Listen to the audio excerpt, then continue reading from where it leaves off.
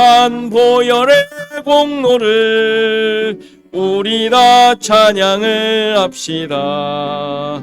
주님을 만나볼 때까지 예수는 우리를 깨끗게 하시는 주시니 그의 피 우리를 눈보다 더 희게 하셨네. 우리를 깨끗게 한 피는 무궁한 생명의 물일세. 생명의 구원을 받은 자 하나님 찬양을 합시다. 예수는 우리를 깨끗게 하시는 주시니 그의 피 우리를 눈보다 더 희게 하셨네. 주님의 거룩한 보혈을 날마다 입으로 간증해 담대히 싸우며 나가세. 천국에 들어갈 때까지 예수는 우리를 깨끗게 하시는 주시니 그의 피 우리를 눈보다 더 희게 하셨네. 십자가 단단히 붙잡고 날마다 이기며 나가세. 머리에 면류관 쓰고서 주 앞에 찬양할 때까지 예수는 우리를 깨끗게 하시는 주시니 그의 피 우리를 눈보다 더 희게 하셨네. 아멘. 우리 같이 교독문 교독합니다. 86번 요한계시록 14장 교독문입니다. 함께 교독하겠습니다. 또 내가 보니 보라, 어린 양이 시온산에 섰고 그와 함께 14만 4천이 서 있는데 그들의 이마에는 어린 양의 이름과 그 아버지의 이름을 쓴 것이 있더라. 내가 하늘에서 나는 소리를 들으니 많은 물소리와도 같고 큰 우레소리와도 같은데 내가 들은 소리는 검은 고 타는 자들이 그 검은 고를 타는 것 같다. 그들이 보좌 앞과 네 생물과 장로들 앞에서 새 노래를 부르니 땅에서 속량함을 받은 14만 4천 밖에는 능히 이 노래를 배울 자가 없다. 이 사람들은 여자와 더불어 더럽히지 아니하고 순결한 자라. 어린 양이 어디로 인도하든지 따라가는 자. 사람 가운데서 속량함을 받아 처음 익은 열매로 하나님과 어린 양에게 속한 자들이니 그 입에는 흠이 없는 자들. 아멘. 함께 기도하는 시간 같습니다. 우리 오늘 예배와 또 성도들을 위해서, 교회를 위해서, 또 나라를 위해서 이 시간 잠깐 기도하는 시간 같습니다. 기도하시겠습니다. 하나님, 오늘도 우리와 함께 하시고 우리를 인도하시고 하나님을 예배하게 하시고 우리 모든 하나님의 백성들 한 마음이 되어 서로 교제하며 우리에게 주신 또 우리에게 베푸신 놀라운 은혜를 기쁨으로 나누게 하신 것 감사드립니다. 주님, 오늘도 우리의 모든 마음과 생각과 정성을 다하여 하나님을 예배하는 귀한 시간 되게 하옵소서.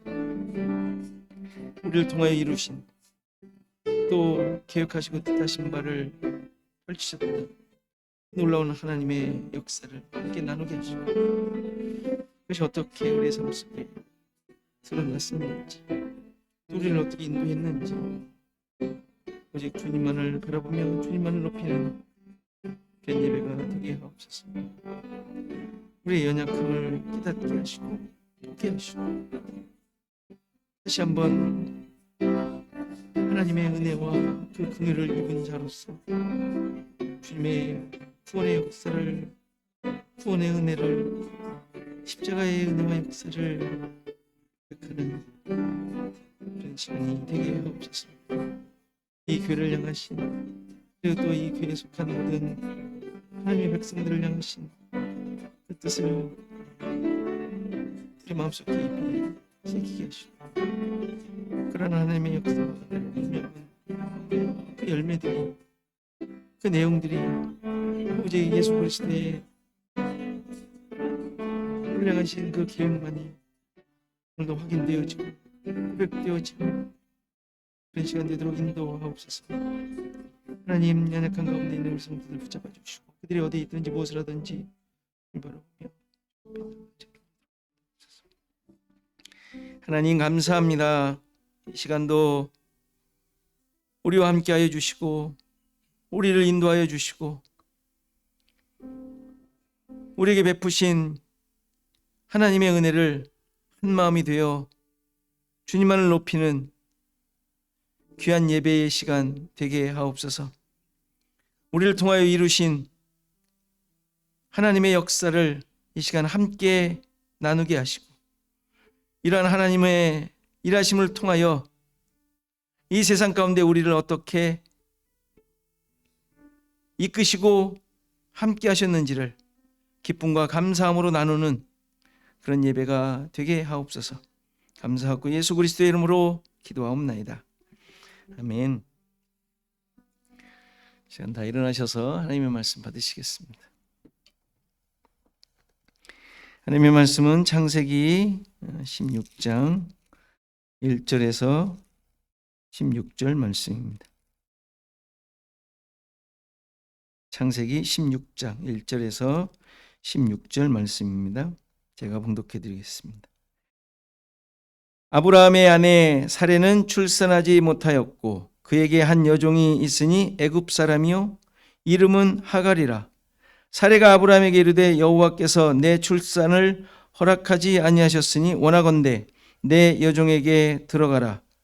내가 혹 그로 말미암아 자녀를 얻을까 하노라 하매 아브라함이 사레의 말을 들으니라.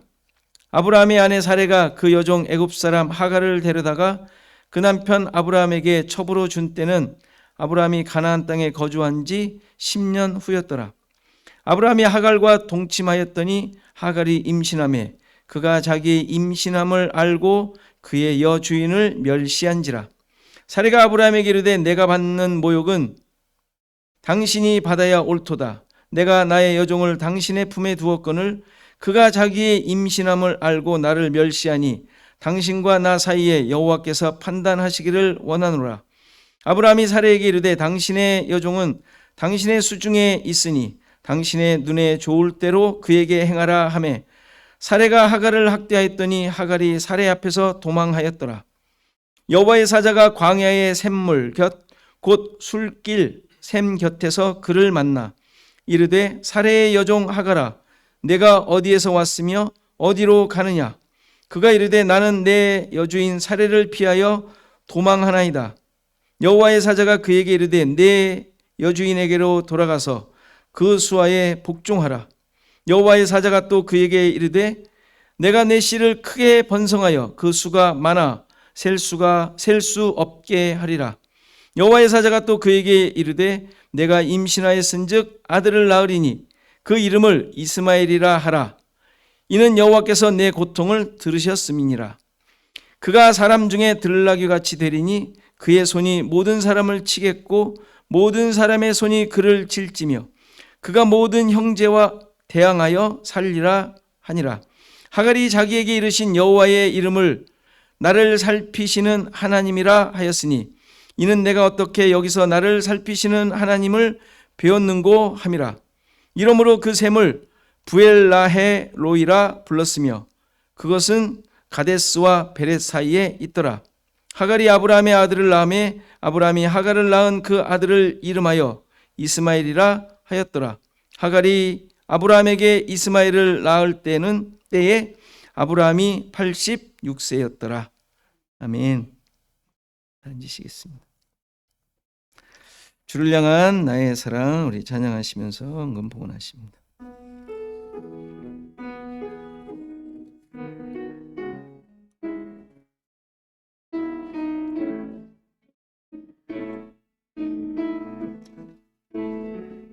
주를 향한 나의 사랑을 주께 고백하게 하소서. 아름다운 주의 그늘 아래 살며 주를 보게 하소서. 주님의 말씀 선포될 때에 땅과 하늘 진동하리니 나의 사랑 고백하리라. 나의 구주 나의 친구 부드러운 주의 속삭임 나의 이름을 부르시네. 주의 능력 주의 그 영광을 보이사 성령을 부소서. 메마른 곳 거룩해지도록 내가 주를 찾게 하소서. 내 모든 것 주께 드리리. 나의 구주 나의 친구 온 마음으로 주를 바라며 나의 사랑 고백하리라. 나를 향한 주의 크신 사랑 간절히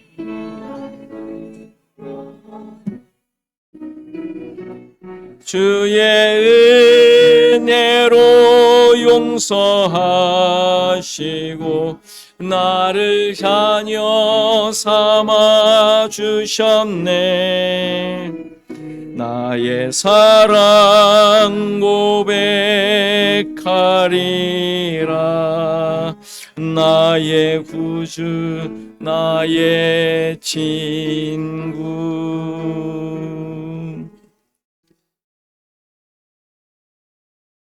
네, 그 소식 함께 나눕니다. 우리 앞뒤 사람과 인사하시죠.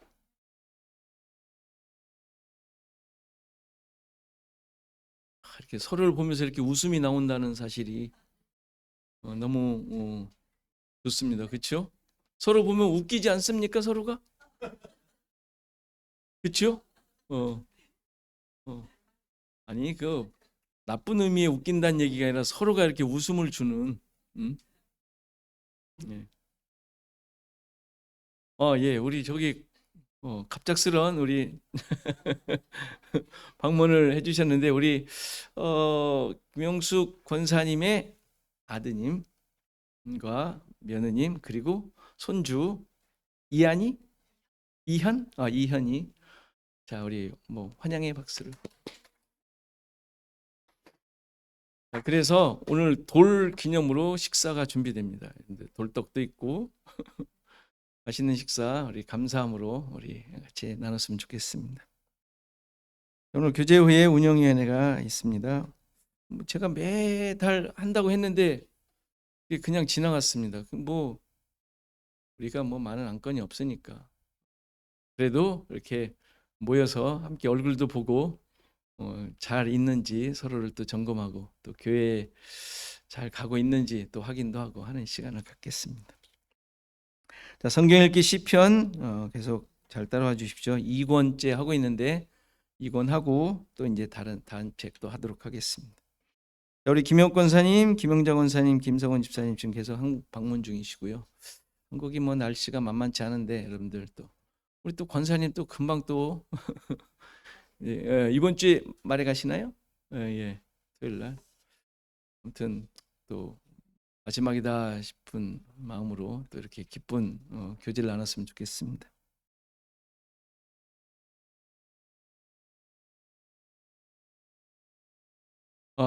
지금 우리 장로님과 권사님 못 오셨는데 뭐 이렇게 몸이 좀 많이 안 좋으신 것 같습니다. 운전 이모저모 신경 많이 쓰시고 지난주 무슨 요일이었죠? 그 아드님이 손가락을 다치는 바람에 뭐 이렇게 짐 정리하다가 가게에 월요일이군요. 쉬는 날이었는데 하다가 이렇게 좀 크게 다친 것 같습니다. 손가락을.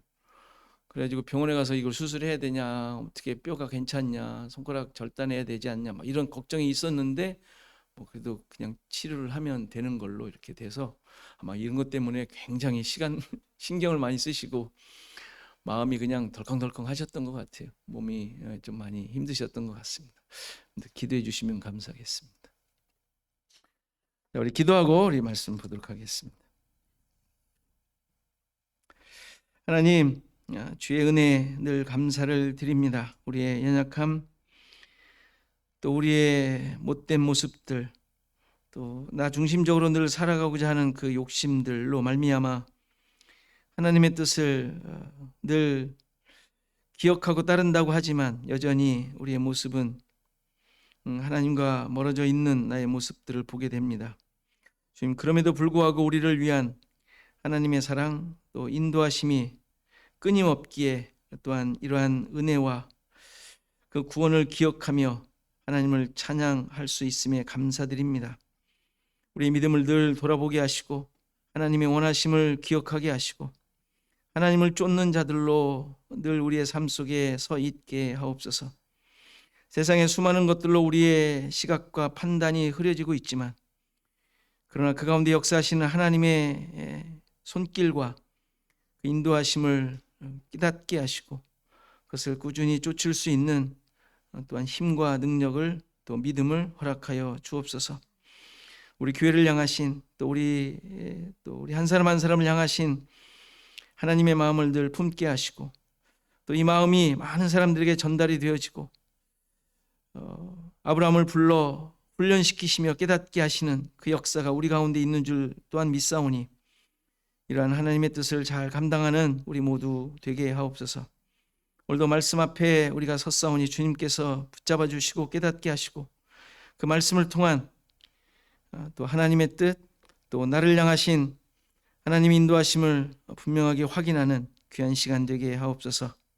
감사하고 예수 그리스도의 이름으로 기도하옵나이다. 아멘. 우리는 지금 아브라함을 부르시고 그에게 하나님의 뜻과 약속을 확인시켜 주시는 과정을 살피고 있습니다. 어떻게 보면 굉장히 안쓰러울 정도로 하나님께서는 아브라함을 따라다니시면서 내 뜻이 이런 거란다 알려주시는 모습같이 보입니다. 아니 실제로 그렇게 하고 계십니다. 이렇게 인간과 하나님과의 약속이 얼마나 다른 양상으로 펼쳐지고 있는지를 보여주고 있어요. 인간은 항상 자기 의지와 생각과 판단대로 살고 있지만 이러한 죄인을 사랑하시고 구원하시려는 하나님의 의지와 열심은 인간으로 하여금 서서히 깨달으면서 알아가도록, 그래서 결국은 그 뜻을 깨닫고 항복하고 찬양하도록 하나님께서 이끌고 계시다는 사실을 보여주죠. 그러니까 우리 신자들도 항상 이 사실을 잊지 않으셔야 돼요. 하나님, 여러분들 가운데 있는 것 같고 없는 것 같고 뭐 느껴지는지 안 느껴지는지 뭐 이런 상황으로 우리가 살아가고 있는 것 같지만 하나님의 일하심은 끊이지 않고 있어요. 어느 누구도 예외가 없습니다. 솔직히 우리의 삶을 보면 말씀대로 산다고 하죠. 하나님의 부르심을 받고 하나님의 뜻대로 결정하며 열심을 다 한다고 하는데 내 생각과 판단은 세상적 기준을 버리지 못하고 내 만족과 또 나의 자랑의 모습으로 드러나고 말죠. 인정받으려고 하고 그러지 못하면 싸우기도 하고 화를 내기도 하고 그러면서 자기의 옳음을 주장하려고 하지 않습니까? 이게 다 하나님의 뜻을 따른다고 하는 자들의 모습이에요. 뭐 그렇다고 주장도 하지 말고 열심을 다할 필요도 없다는 말은 아니죠. 항상 말씀드리지만 뭔가 자신의 신자의 실상이 드러날 때 뭐 그걸 지적한다고 해서 그러니까 뭐 안 하겠다, 하지 말라, 뭐 이런 말이 아니라 그런 존재의 드림을 잊지 말라는 거예요. 연약한 존재, 여전히 내 중심적으로 살고 있는 존재라는 자기의 본 모습을 보고 깨달으라는 거예요. 예배가 없으니까 뭐 그러니까 어떻다는 거야. 이게 아니죠. 하나님 앞에서 그런 존재라는 것을 늘 확인하라는 거예요. 그리고 하나님의 일하심 속에 내가 있음을 깨닫고 그렇다면 나 중심이 아닌 하나님 중심으로 살아가야지 않느냐. 늘 자기 자신을 채찍질하라는 것이죠. 솔직히 우리가 모든 걸 포기한다고 포기되지 않잖아요. 그죠? 포기되던가요?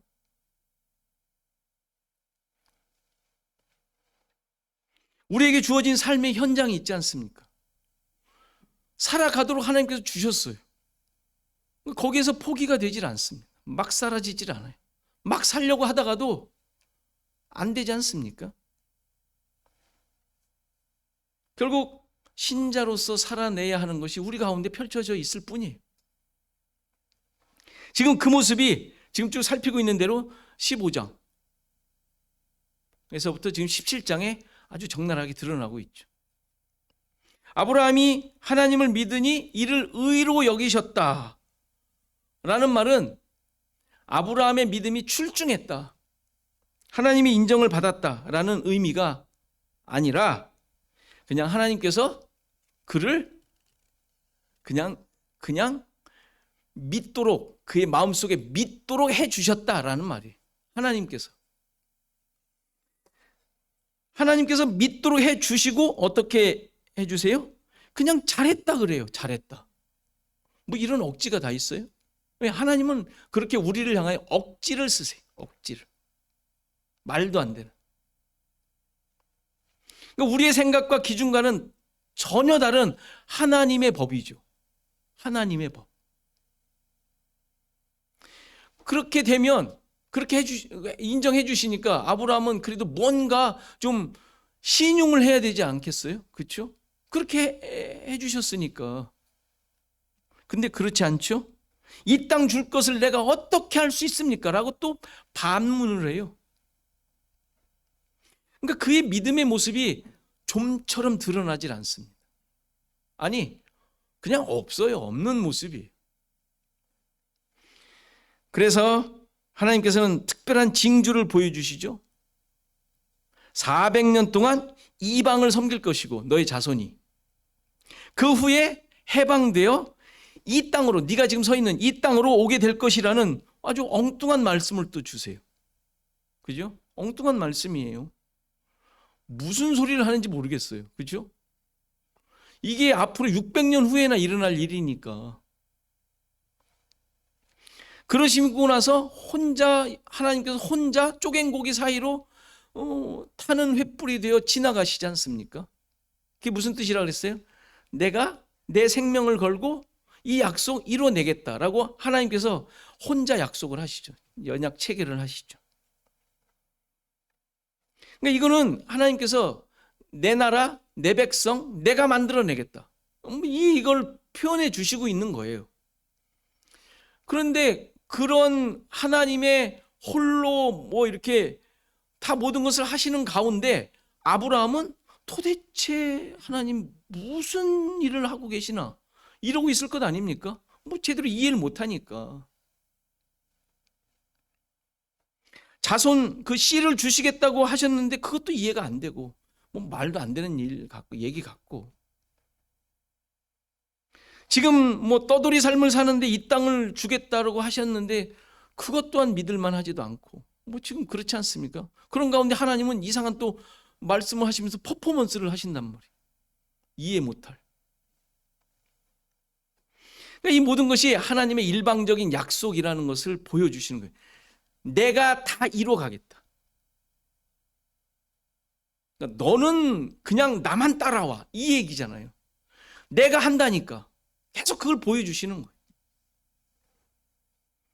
그러니까 하나님께서 보여주시는 그 약속의 핵심이 뭐예요? 내가 다 이룬다. 내가 죽어, 내 희생으로 내 생명을 걸고 그 약속 이루어 줄게. 그러니까 죄인을 향한, 그러니까 아브라함처럼 전혀 깨닫지 못해서 지 맘대로 살고 있는 그런 아브라함을 향한, 그런 자들을 향한 하나님의 사랑과 구원을 지금 계속 보여주고 계시는 거예요.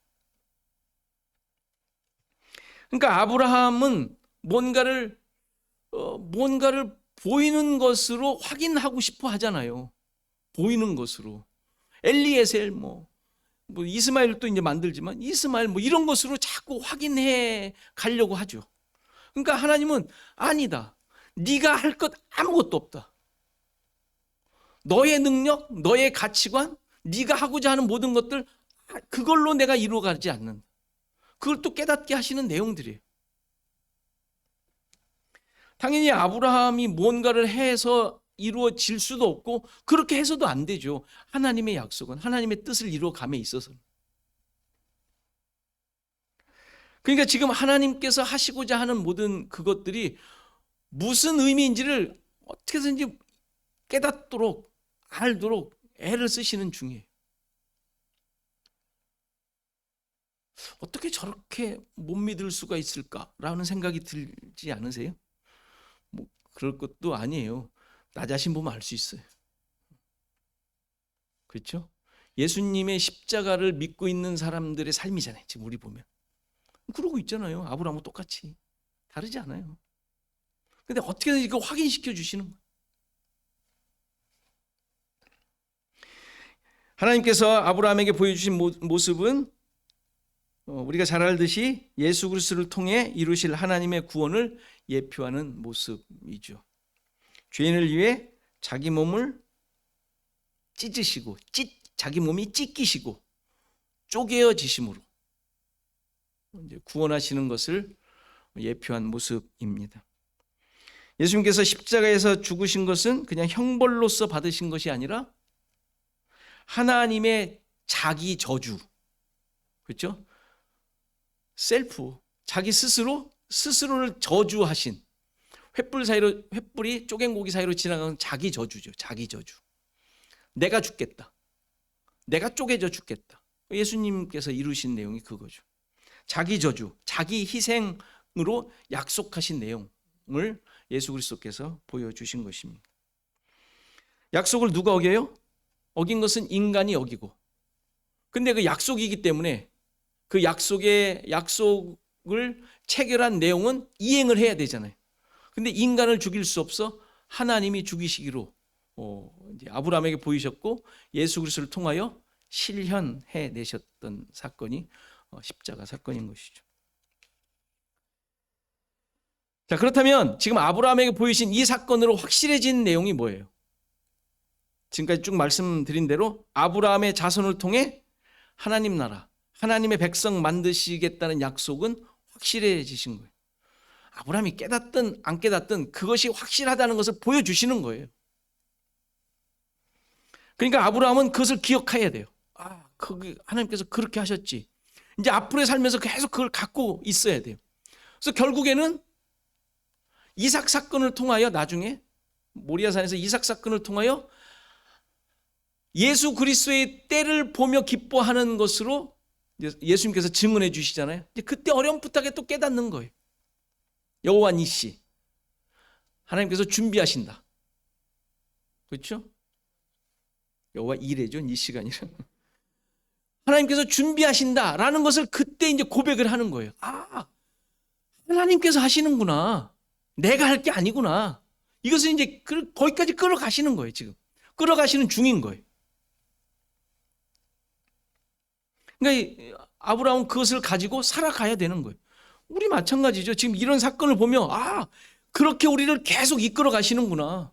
예수 그리스도를 보내셔서 살도록 하는 삶이 그런 거구나. 그걸 의지하며 그것을 가지고 살아가야 하는 삶이구나. 아브라함에게 요구하신 것처럼 우리가 똑같이 지금도 요구하고 계시는 거예요. 물론 그 과정은 만만치 않죠. 어쩌면 아브라함이 그것을 제대로 이해하지 못한 것이 나을 수도 있어요. 만일에 이해했다고 칩시다. 400년 후에 너희 그 자손들이 이게 종이 되어 섬기게 되고 막 그 다음에 나올 것인데, 이런 것을 정말 이해했다면 약간의 계획을 세우지 않겠어요? 잠깐만, 종이 되는 건 좀 그렇잖아?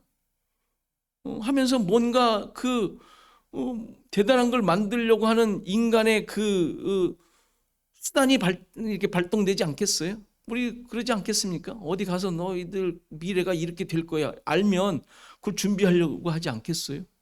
아예 모르는 게 약일 수 있어요. 하나님의 뜻은 모르는 게 약일 수도 있어요.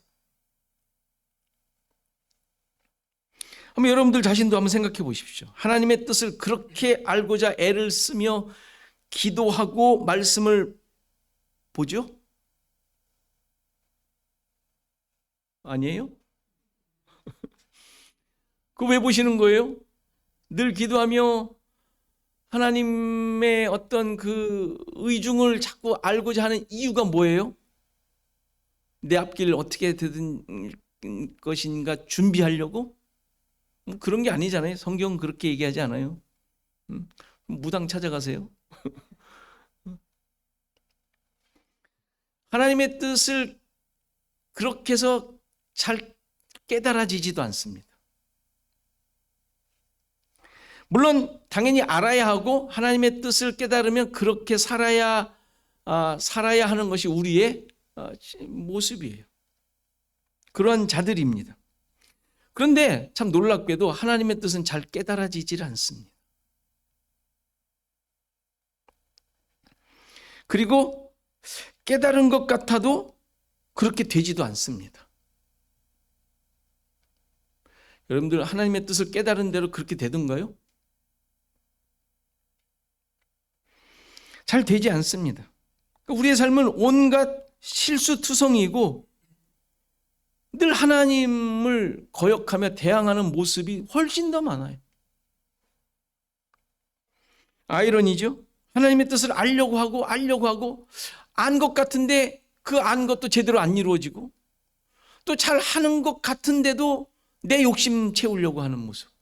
그죠? 그렇다고 신경 전혀 안 쓰고 살자니 그렇게 되지 않는다 그랬죠?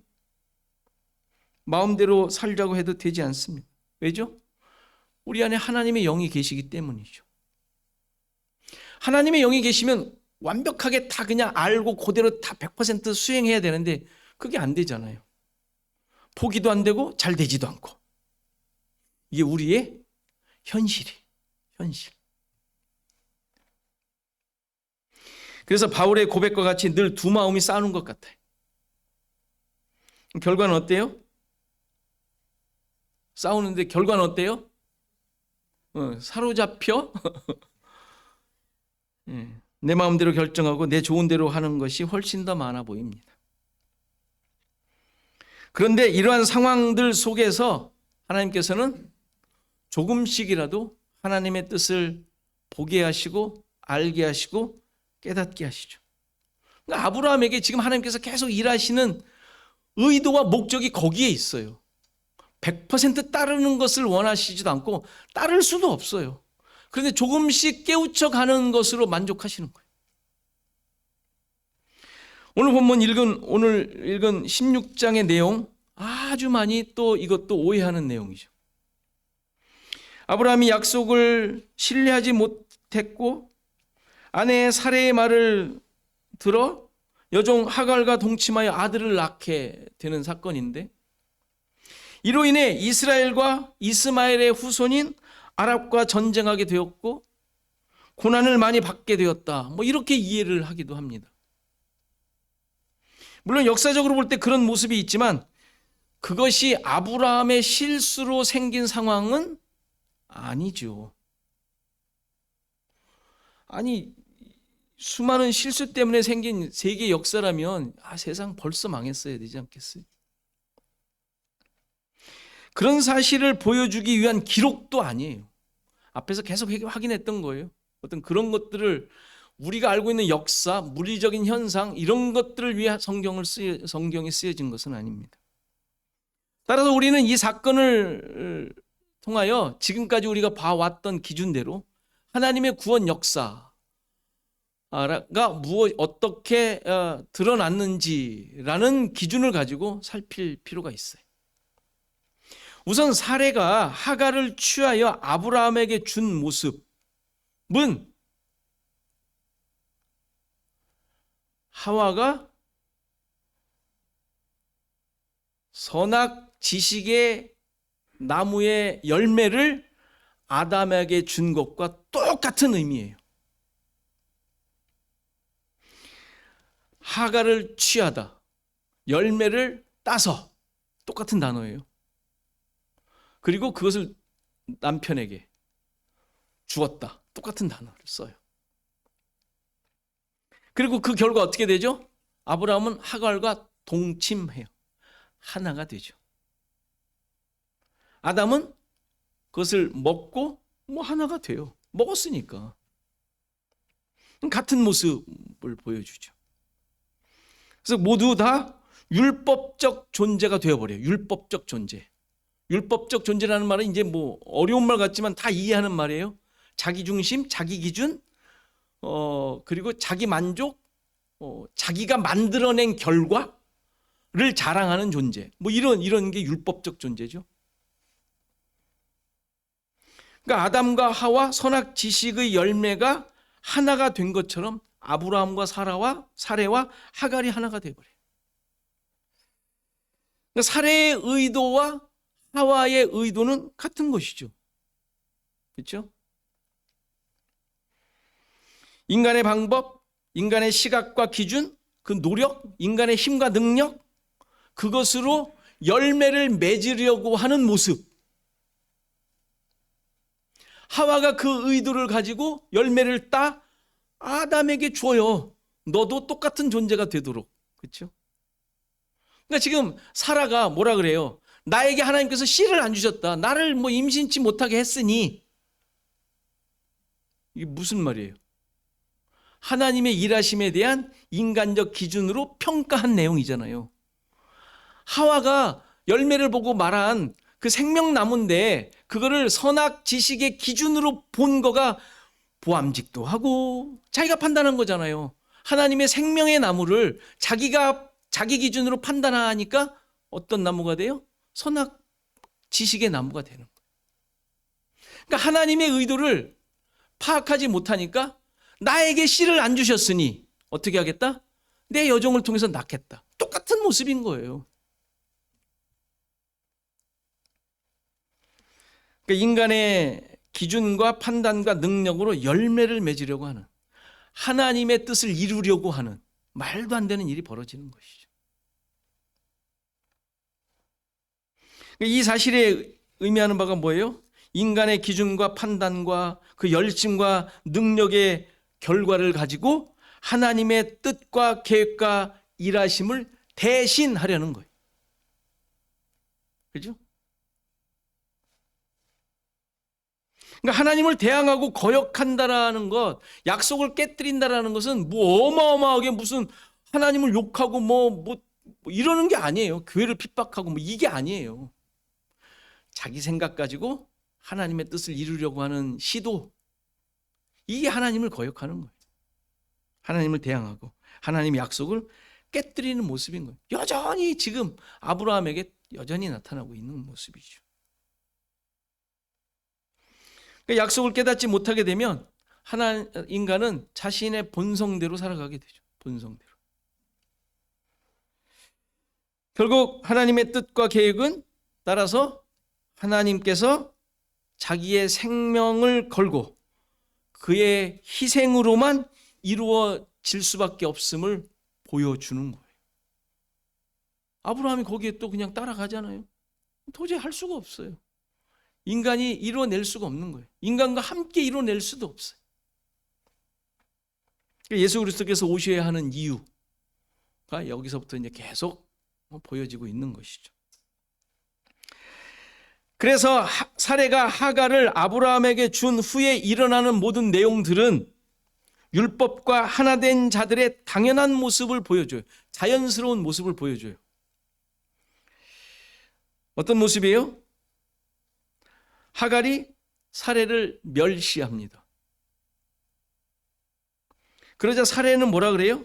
자신이 받는 모욕은 아브라함 당신이 받아야 마땅합니다 하면서 아브라함을 아무튼 따져요. 들썩거려요. 이에 대해 아브라함은 어떻게 해요? 당신 종이니까 당신 좋을 대로 하라.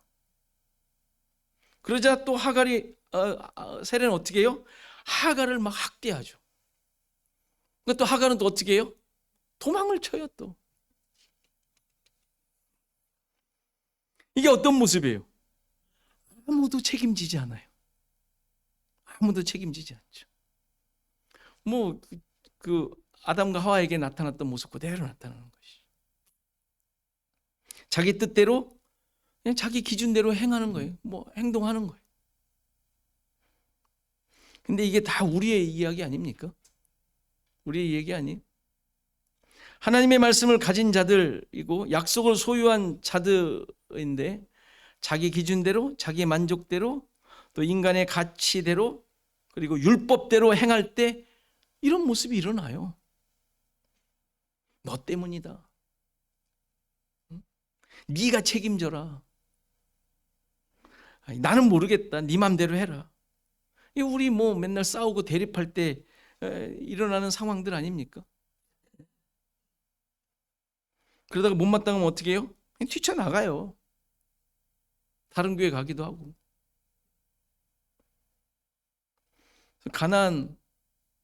가나안 신분을 얻죠. 약속의 땅 가나안이 아니라 땅 가나안이 아니라 안 나가. 거꾸로 하니까 가나안이잖아요.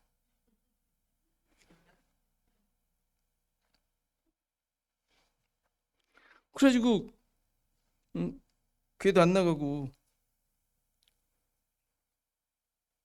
온갖 설교를 다 들으면서 얼마나 대단해지는지 모르겠어요. 그럴 때 이러한 상황들이 펼쳐질 때 당연히 자신을 늘 돌아봐야 돼요. 지금 우리 이 말씀을 보며 나 자신을 다시 봐야 되지 않겠어요? 우리 얘기는 내 얘긴데 내가 정말 그러고 있지 않나? 여전히 내 기준으로, 이 세상의 기준으로 나를 만들어가고 있지 않나? 판단하고 있지 않나? 율법이 기준은 아닌지, 자랑거리와 업적과 공로 이런 것들을 만들어가고 있는 모습은 아닌지. 자, 이러한 상황 속에서 이제 하나님께서는 특별 교육을 하시죠. 도망간 하갈을 만나세요. 자, 이제 새로운 양상과 하나님의 새로운 특별한 일하심이 이제 펼쳐지고 있는 내용이. 하갈 입장에서는 도망친 것이지만 아브라함과 사레 입장에서는 쫓아낸 것이죠. 롯이 아브라함과 헤어졌듯이 하갈 역시 아브라함으로부터 쫓겨나야 합니다. 왜냐하면 그들은 율법을 상징하는 인물이기 때문에 그래요. 하나님의 약속이 성취되는데 이 율법적 존재는 결코 존재하면 안 되는 것이죠. 이 사실은 나중에 이스마엘을 낳은 후에 좀 더 분명해져요. 뒤에 이제 이스마엘을 낳게 되는데 그때는 진짜 나가게 되죠. 지금 이 상황에 대해 바울이 증언해 주는 내용이 있습니다. 이건 이제 그 다음에 다시도 볼 터인데 참고 구절로 한번 보겠습니다. 갈라디아서 4장 24절을 보면 이것은 비유니 이 여자들은 두 언약이라. 하나는 신의 산으로부터 종을 낳은 자, 곧 하갈이라. 이 하갈은 아라비아에 있는 신의 산으로서 지금 있는 예루살렘과 같은 곳이니 율법적 존재라는 것을 얘기하는 거예요. 그가 그 자녀들과 더불어 종노릇하고, 율법의 종노릇. 그렇죠? 오직 위에 있는 예루살렘은 자유자니 곧 우리 어머니라. 28절, 형제들아 너희는 이삭과 같이 약속의 자녀라. 그러나 그때 육체를 따라 난 자가 성령을 따라 난 자를 박해한 것 같이 이제도 그러하도다. 이삭이 태어났을 때 이스마엘이 막 좀 놀리지 않습니까? 뭐 그 얘기예요. 그러니까 그게 그냥 단순히 자기들끼리 싸웠다라는 내용이 아니라 성경적 의미를 지금 바울이 밝혀주고 있는 내용이에요. 이제 뒤에 가서 이제 다시 자세히 볼 겁니다. 그러나 성경이 무엇을 말하느냐? 여종과 그 아들을 내쫓으라. 여종의 아들이 자유 있는 여자의 아들과 더불어 유업을 얻지 못하리라 하였느니라. 무슨 얘기인지 아시겠죠? 그런지 형제들아 우리는 여종의 자녀가 아니요 자유 있는 여자의 자녀니라. 약속의 자녀임을 얘기해 주고 있는 것입니다. 하갈로부터 주어지는 것은 종노릇하는 것밖에 없는 거예요. 자유하지 않다는 말이죠. 육체를 따르는 것. 따라서 함께 하나님 나라를 유업, 상속으로 받을 수 없습니다. 왜죠? 그 유업을 받는 것은 은혜로 받아야 되기 때문에 그래요. 인간의 능력과 조건과 힘씀과 애씀으로 받으면 은혜가 아니잖아요. 은혜면 안 되잖아요. 대가로 받는 건데 그게 무슨 은혜겠어요. 그러니까 그들은 함께 있으면 안 되는 거예요. 왜? 은혜로 주어지는 것을 같이 받으면 안 되니까. 가장 중요한 이유죠. 약속을 은혜로 받아야 되기 때문에 그래요. 내가 만들어낸 열매로는 약속이 이루어질 수 없는 것이죠. 이런 모습이 아담과 하와 이후에 계속되죠. 이렇게 하나님의 뜻을 밝히시는 그런 모습이 아담과 하와 이후에도 계속 있었어요. 그때마다 하나님께서는 그들을 향한 구원이 어떤 것인지를 알려주신단 말이에요.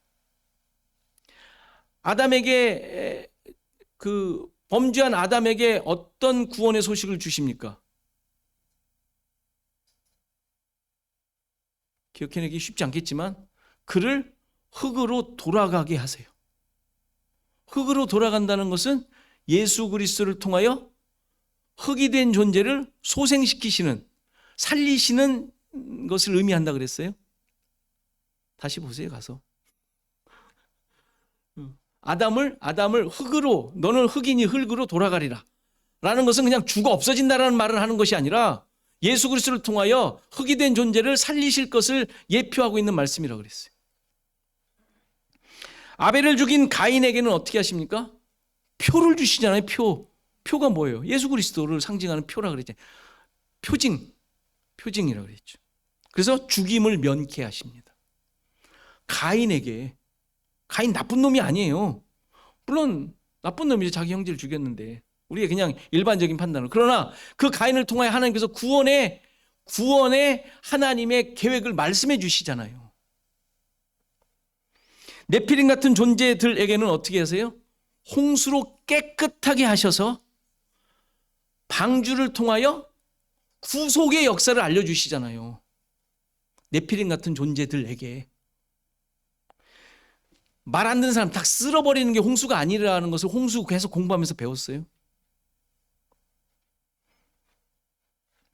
악한 존재들이지만 방주로 구속하시는 은혜를 보여주셨단 말이에요. 그리고 홍수 후에는 여전히 어려서부터 악한 자들, 아주 그냥 생각부터 어려서부터 악한 자들이지만 그들을 어떻게 구원해 주시겠다고 약속해 주세요?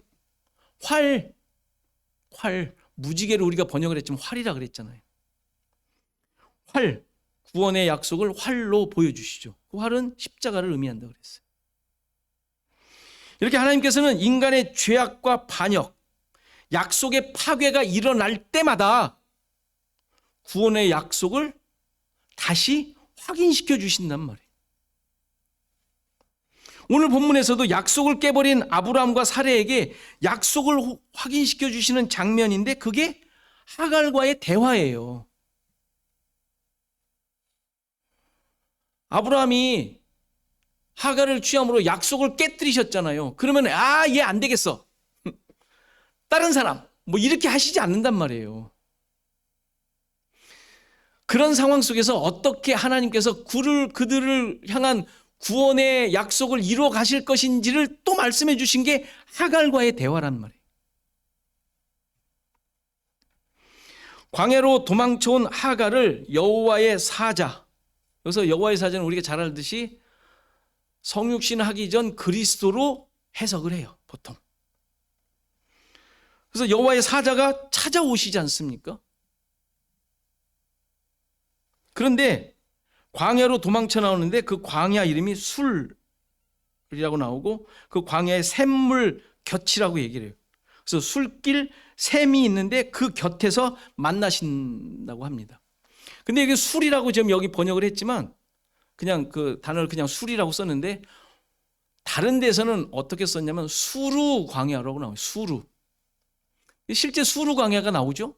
이스라엘이 애굽에서 나왔을 때 홍해를 건너고 나서 3일간 이제 어떻게 지나다가 수루 광야로 들어갔는데 물을 찾지 못하죠.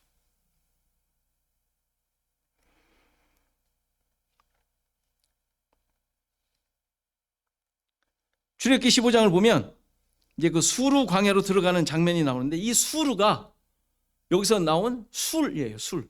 똑같은 단어예요. 그냥 수루라고 썼어야 되는데 왜 여기는 술이라고 쓰고 거기는 수루라고 했는지 번역하는 분들이. 그래서 막 헤매다가 물을 찾았는데 마라였죠. 그러니까 거기가 너무 썼지 않습니까? 그래서 막 백성들이 원망을 하니까 하나님께서 나무 하나를 지시해 주세요. 그래서 그 나무를 던지니까 그것이 단물이 돼요. 그들이 목을 축였고 거기서 법도와 율례를 정하시고 그들을 시험하셨다라고 얘기합니다. 그래서 나무는 당연히 십자가를 의미해요.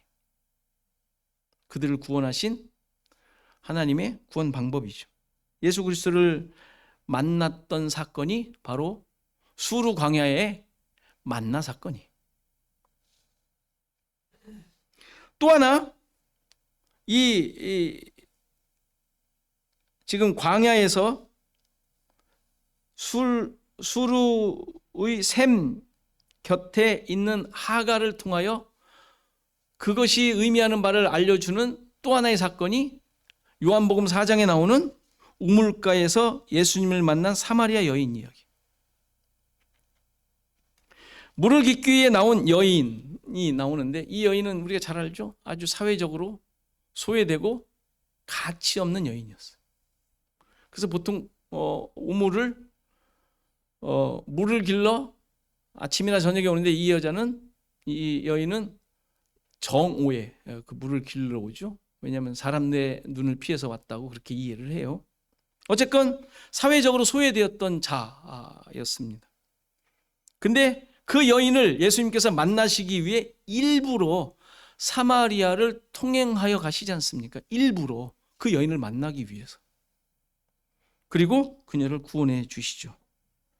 지금 우물가에서 하갈을 만난 하나님의 모습은 이 성경의 두 사건을 통하여 그 의미가 무엇인지를 분명하게 가르쳐 주죠. 하나님의 구원을 보여주고 계시는 거예요. 당연히 여기서 하갈은 우리를 대변해 주는 존재예요. 하나님을 만난 하갈은 우리를 대변해 주죠. 죄인이며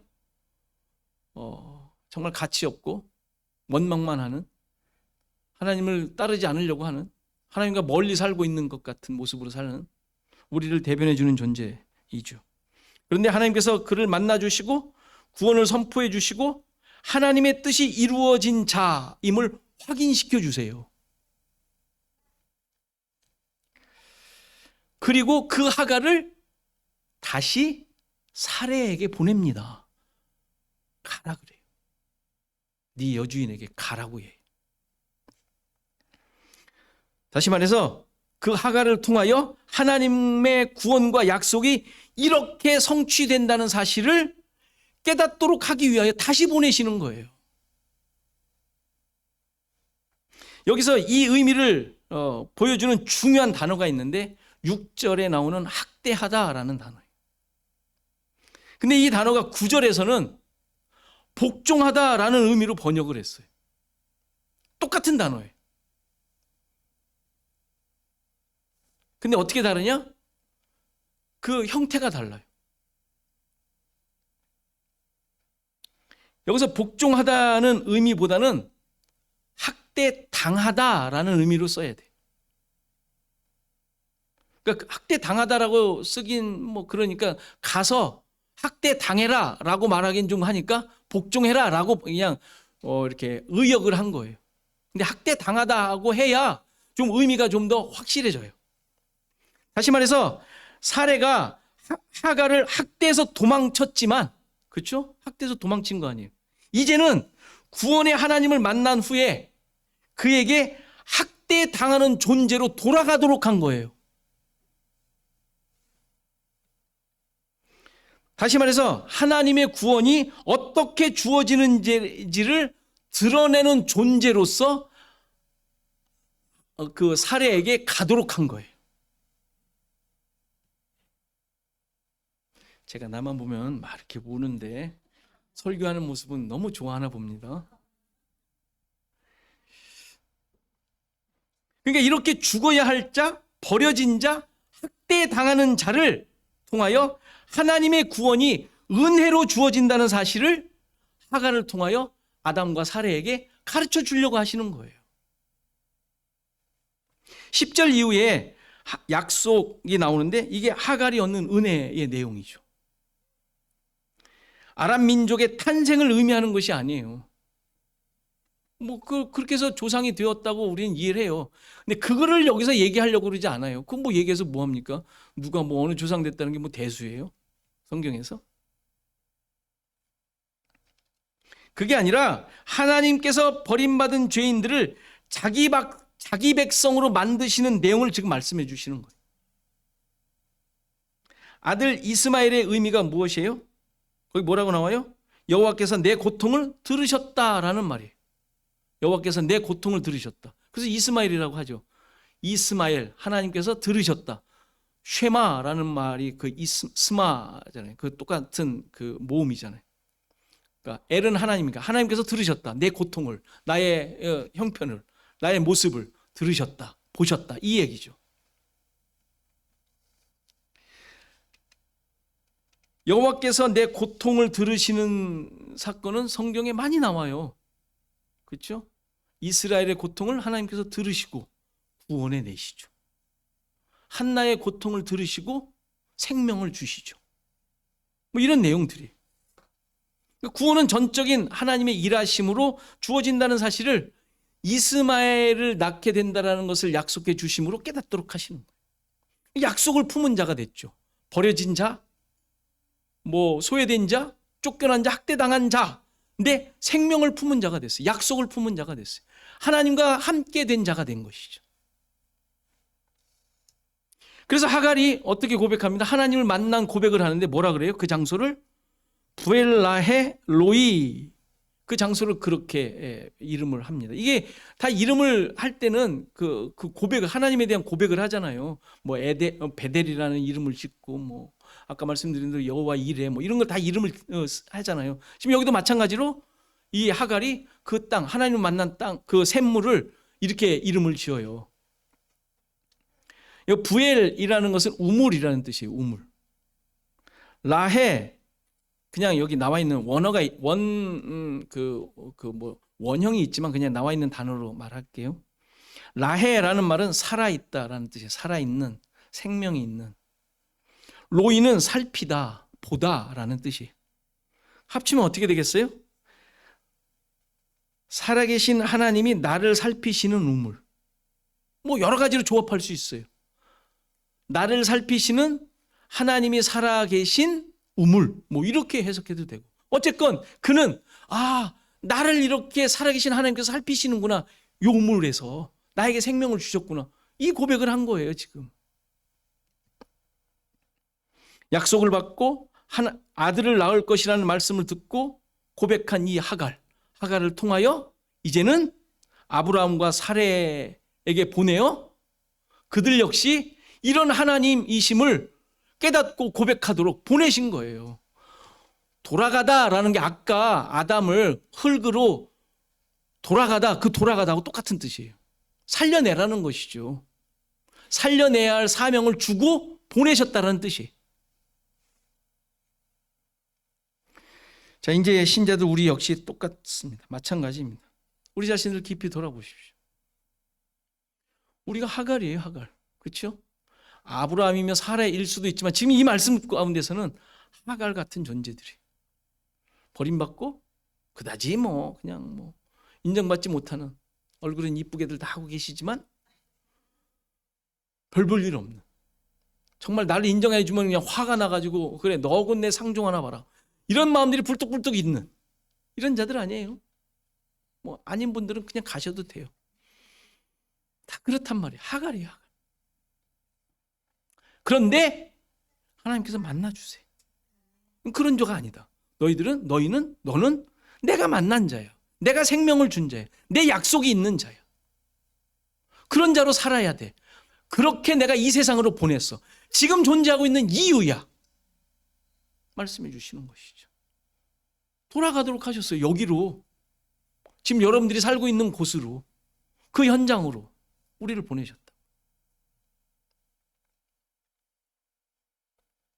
그래서 우리를 통하여, 나를 통하여, 하갈을 통하여 하나님의 뜻을 깨닫게 하고 그 뜻에 항복하는 일들, 하나님의 나라의 그 현실이 드러나도록, 그 하나님 나라의 가치가 어떤 것인지를 보이도록 우리를 보내신 것이죠. 그런 존재로 우리를 보내셨고 우리에게 계속 지금 또한 요구하고 계시는 거예요. 여러분들의 삶에서 이러한 하나님의 일하심과 목적이 늘 드러나 그 사명을 감당하는 역사가 있기를 간절히 소망합니다. 우리 다 같이 일어나셔서 356장 찬송하시겠습니다.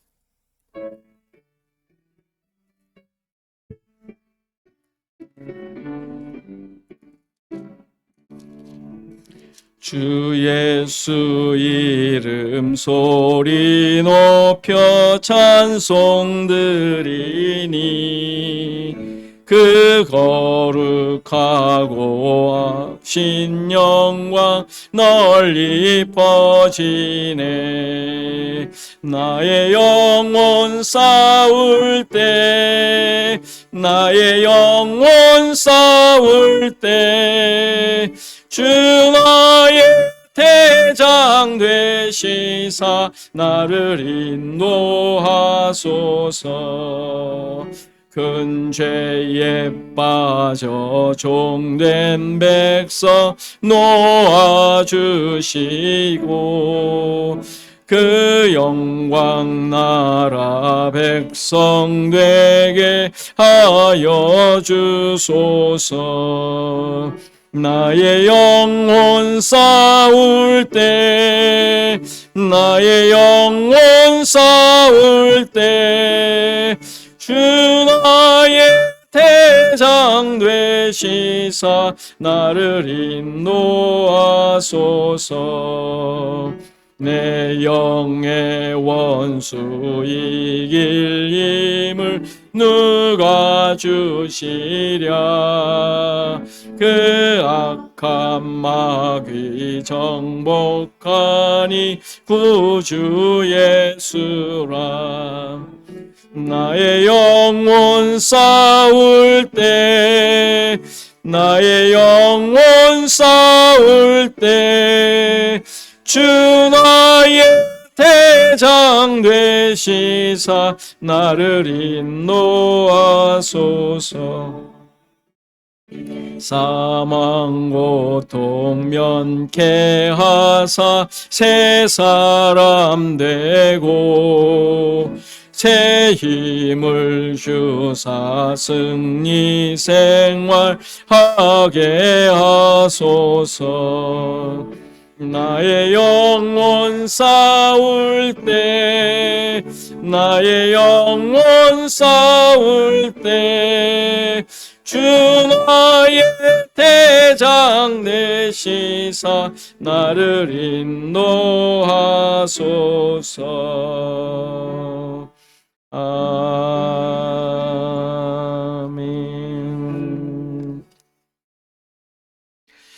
우리 이 시간 같이 함께 잠깐 기도하는 시간 같습니다. 나를 통한 하나님의 구원 역사가 일어나게 하소서.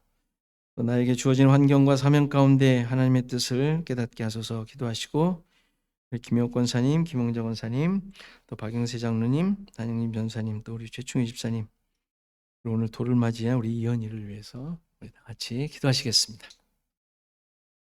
하나님, 오늘도 주님 말씀을 통하여 우리 자신들을 보게 하시고 물리하신 하나님의 뜻을 또 기억하게 하시는 것 감사합니다. 하나님, 정말 주님의 뜻과 주님의 일하심, 우리를 향하신 하나님의 거룩하신 그 뜻을 우리 마음속 깊이 새기기를 소원합니다. 내가 무엇에 집중하며 무엇을 기준으로 살아가고 있는지 하나님 자신들을 보게 하옵소서. 돌아보게 하옵소서. 아버지 하나님이여, 아버지 하나님,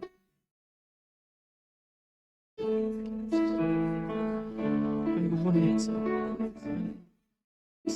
들어가시는 저들 될 수 있도록 하나님 역사하옵소서.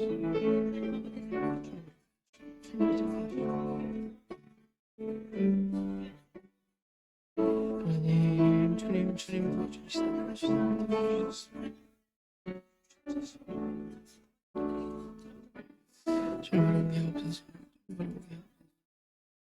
하나님, 주님.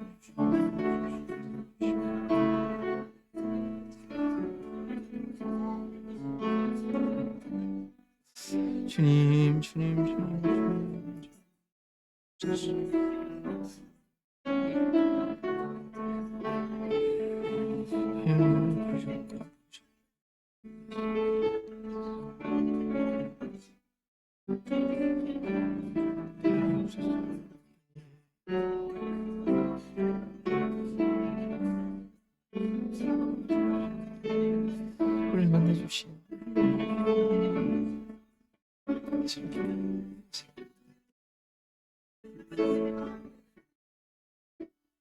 하나님 은혜를 베풀어